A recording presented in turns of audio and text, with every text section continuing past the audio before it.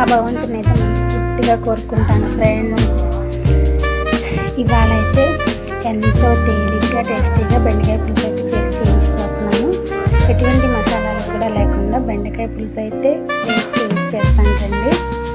ముందుగా అయితే బెండకాయని కడిగేసేసి పెద్ద పెద్ద ముక్కలుగా అయితే కట్ చేసి పెట్టేసుకున్నాను.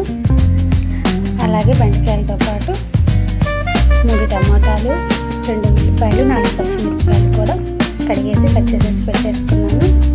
పిల్లలకైతే స్కూల్లో ఓపెన్ అయిపోయినాయి కదా, ఇప్పటి నుండి పిల్లలకి బెండకాయ కూర కాస్త ఎక్కువగా పెట్టాలి.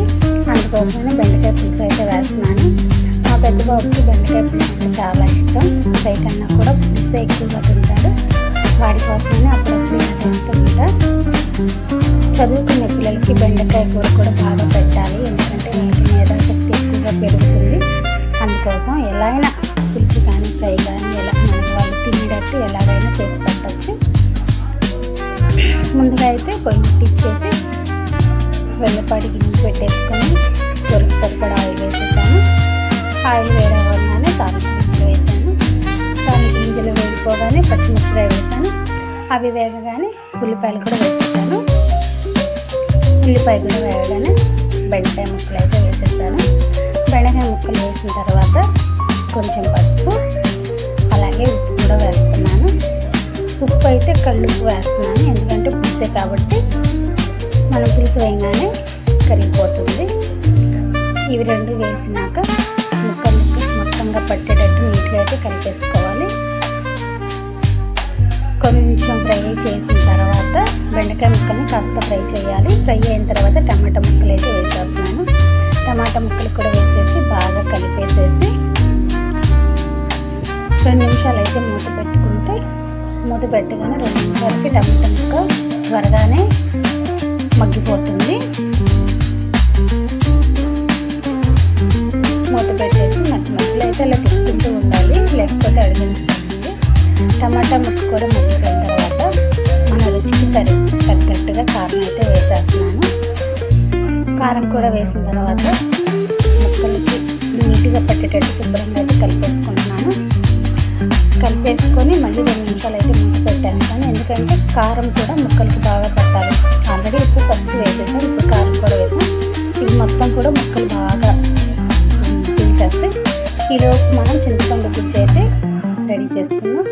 చింతపండు గుజ్జు కూడా మంచిగా తీసేసుకున్న తర్వాత గుజ్జు అయితే వేసేస్తున్నాను. మన పులుపుకి తగ్గట్టు చింతపండు అయితే చూసి వేసుకోవాలి, ఎందుకంటే మనం ఆల్రెడీ టమాటా వేసాం, అందులో పులుపు ఉంటుంది కాబట్టి చింతపండు గుజ్జు చూసి వేసుకోవాలి. మనం ఎంత తినగలిగితే అంత. కొందరు ఎక్కువ తింటారు, కొందరు తక్కువ తింటారు. ఎవరి టేస్ట్ని బట్టి వాళ్ళు వేసుకోవచ్చు. చింతపండు పులుసు వేసాక మళ్ళీ మన కూరకి కావాల్సినంత పులుసు కోసం అయితే నీళ్ళు కూడా పోసేసాను. పోసేసి మొత్తం అయితే నీట్గా ఒకసారి కలిపేసేసి మళ్ళీ మూత పెట్టేస్తాను.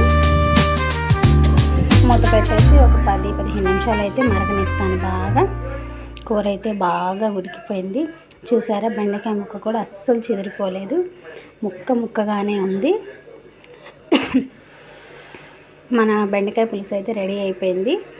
ఈ సమయంలో ఒక చిన్న స్వీట్ తినని వాళ్ళు ఒక చిన్న బెల్లం ముక్క వేసుకుంటే పులుసుకి అయితే చాలా మంచి టేస్ట్ వస్తుంది. కొందరు పెద్దవాళ్ళు ఉంటారు, ఇందులో బెల్లం వేసుకొని కూడా తింటారు. మా ఇంట్లో అయితే మా వారు బెల్లం వేస్తే తినరు, అందుకోసం చెప్పి ఆయనకైతే సపరేట్గా కాస్త కూర తీసేసి పక్కన పెట్టేశాను. పిల్లలు బెల్లం వేస్తే తింటారు, అందుకోసం చెప్పి వాళ్ళకైతే లాస్ట్కి కాస్త కూర ఉంచేసి బెల్లం పొడి కొట్టేసి బెల్లం పొడి అయితే వేసేస్తున్నాను. మా వారు తినరు కాబట్టి కూర అంతా ఉడికిపోయినాక ఆయన వాటికి సపరేట్గా తీశాను. పిల్లల కోసం అయితే బెల్లం వేసేసి చేసేసాను. బెల్లం వేసాక ఒక 3-4 నిమిషాలు ఉంచితే బెల్లం కూడా బాగా కరిగి ముక్కకు పడుతుంది. కూర అయితే అయిపోయింది ఫ్రెండ్స్. ఇప్పుడైతే మా పెద్దాడి ఇంట్లోనే ఉన్నాడు, వాడికి చాలా ఇష్టం బెండకాయ పులుసు అంటే. వాడికైతే తీసుకెళ్ళి పెట్టేస్తున్నాను. ఎలా చేసిన బెండకాయ పులుసు మాత్రం ఇష్టంగా తింటాడు.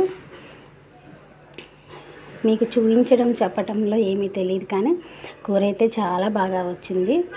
పులుపు, తీపి, ఉప్పు, కారం అన్నీ కలిసి కూర అయితే చాలా బాగా కుదిరింది ఫ్రెండ్స్. నచ్చితే లైక్ చేయండి, షేర్ చేయండి, సబ్స్క్రైబ్ చేసుకోండి, మన ఛానల్ని ఫాలో కొట్టండి అబ్బా ప్లీజ్.